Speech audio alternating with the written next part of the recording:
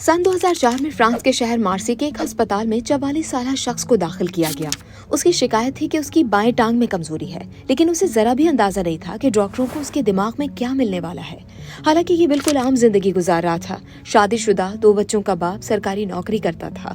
बज़ाहिर कुछ भी गैर मामूली नहीं था, लेकिन डॉक्टरों ने जब उसका सीटी स्कैन किया तो वो देखकर दंग रह गए, क्योंकि उस शख्स के दिमाग का तकरीबन 90% हिस्सा मौजूद ही नहीं था।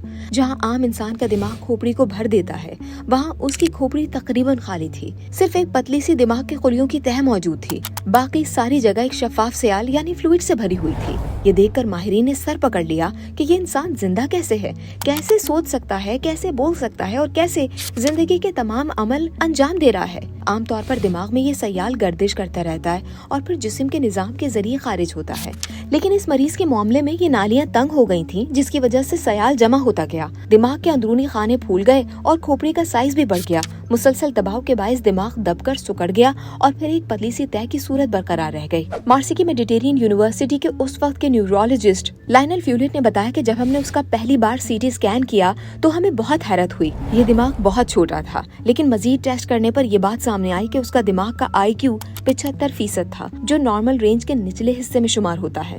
डॉक्टर्स के मुताबिक बचपन में उस शख्स को एक बीमारी थी जिसे हाइड्रोसेफेलस कहते हैं। इसमें खोपड़ी के अंदर पानी जमा हो जाता है और दिमाग दबकर सिकुड़ने लगता है।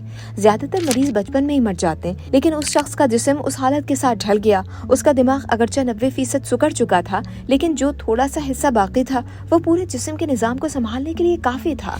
डॉक्टर लायनल फ्यूलेट के बकौल ये बात हैरानकुन है कि उसके मेडिकल रिकॉर्ड्स में बिल्कुल आम दिमागी नशोनुमा दर्ज है। ये केस अपनी नौइयत का वाहिद है। हमने इतना शदीद हाइड्रोसेफेलस पहले कभी नहीं देखा। खुशकिस्मती से उस मरीज का इलाज कामयाब रहा और वो मुकम्मल सेहतयाब हो गया। बाद के स्कैन्स में भी उसके दिमाग का साइज नहीं बदला, मगर वो अपनी जिंदगी बिल्कुल आम अंदाज में गुजार रहा है। यानी इस आदमी का दिमाग आम इंसान के मुकाबले में ना होने के बराबर है।